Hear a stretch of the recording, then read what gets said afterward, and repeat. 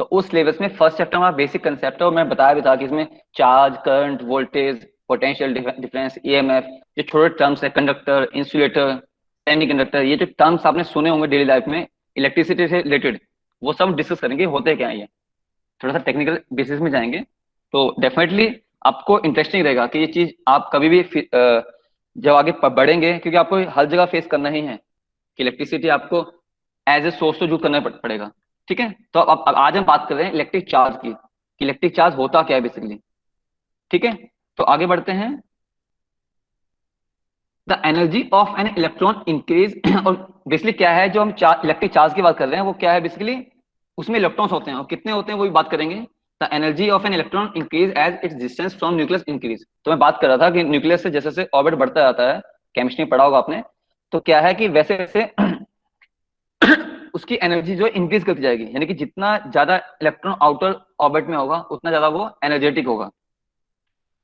The electrons in the outermost orbit of an atom are known as valence electrons. हम बोल रहे हैं सबसे एनर्जी किसमें, जो सबसे आउटर मोस्ट ऑर्बिट में है, और जो आउटर मोस्ट ऑर्बिट में जो हमारा इलेक्ट्रॉन है उसको हम बोलते हैं बैलेंस इलेक्ट्रॉन्स। तो ध्यान रखना, इस लेक्चर को ध्यान सुनना, क्योंकि जो आपके क्विज हैं या छोटे क्वेश्चन है वो इन्हीं से बनते हैं। ठीक है, आगे बढ़ते हैं। दोज बैलेंस इलेक्ट्रॉन्स, अब हम बात करें बैलेंस इलेक्ट्रॉन्स की। इलेक्ट्रॉन्स क्या है बेसिकली, कि those valence electrons which are very loosely attached to the nucleus of an atoms are called free electrons. यानी कि आउटर मोस्ट में इलेक्ट्रॉन तो आपके हैं, अब उस वो इलेक्ट्रॉन जो लूजली अटैच होंगे वो क्या कहलाएंगे, फ्री इलेक्ट्रॉन। इसको थोड़ा सा और समझने के लिए मैं बोल सकता हूँ, सपोज आप किसी क्लास में अकेले बैठे हो, तो यानी कि पॉसिबिलिटी है कि आप इजीली, अगर आपसे फाइटिंग करने आएगा तो आप इजीली हार जाओगे।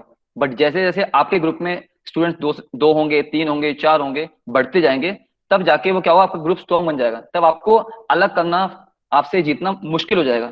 वही चीज यहाँ पे कही है कि दोस्त valence electron which are very loosely attach, यानी कि इलेक्ट्रॉन अगर एक दो हैं तो वो लूजली अटैच होंगे, अगर नंबर बढ़ जाएगा तो वो थोड़े से उसकी स्ट्रेंथ बढ़ जाएगी, उसको अलग करना मुश्किल हो जाएगा।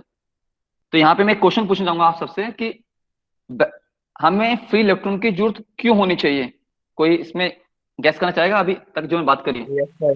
ताकि इलेक्ट्रिसिटी इलेक्ट्रिसिटी फ्रीली मूव कर सके। यस, क्योंकि आपको इतना तो पता है कि जो करंट हम बोलते हैं वो बेसिकली इलेक्ट्रॉन ही है।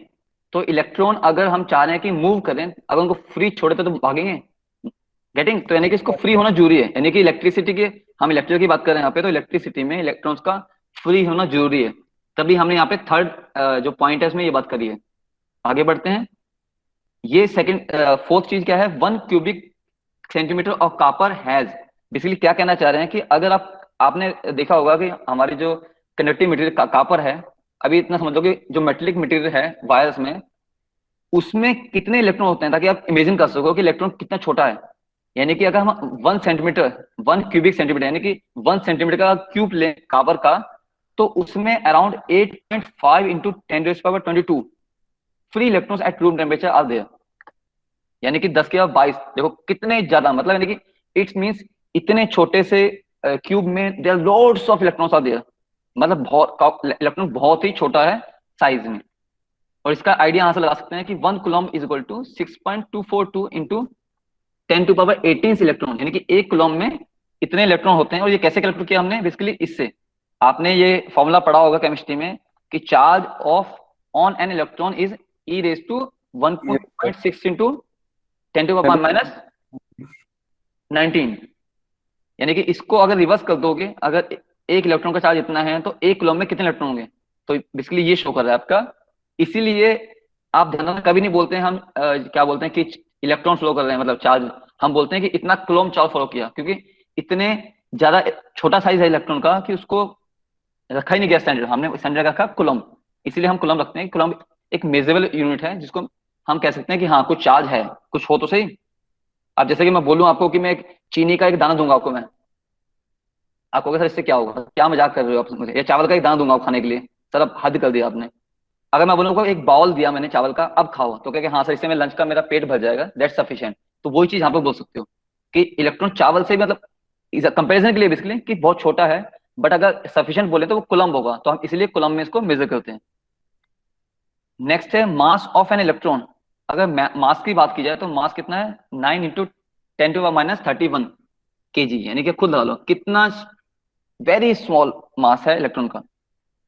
और रेडियस बात की जाए इसकी 1.9 × 10⁻15 मीटर। ये तीन चीजें सिंपली इसलिए हैं, आप सोचो क्या मतलब, इसका मतलब बताने का यहाँ पे सिर्फ इतना ही है, आप समझ सको electron is very small unit, that's why हम इलेक्ट्रिकल में कूलम्ब की बात करते हैं, चार्ज की।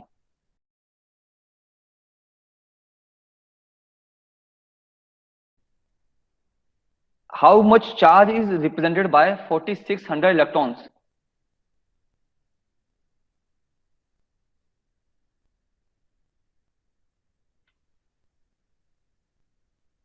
क्योंकि हमारे पास एक इलेक्ट्रॉन का चार्ज कितना है,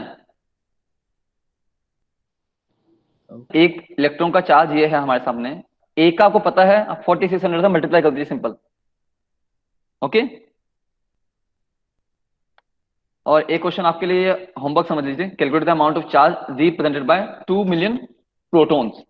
ये क्वेश्चन आपके लिए छोड़ रहा हूं मैं, और इसका आंसर लिख लो, तो आंसर आपके सामने है।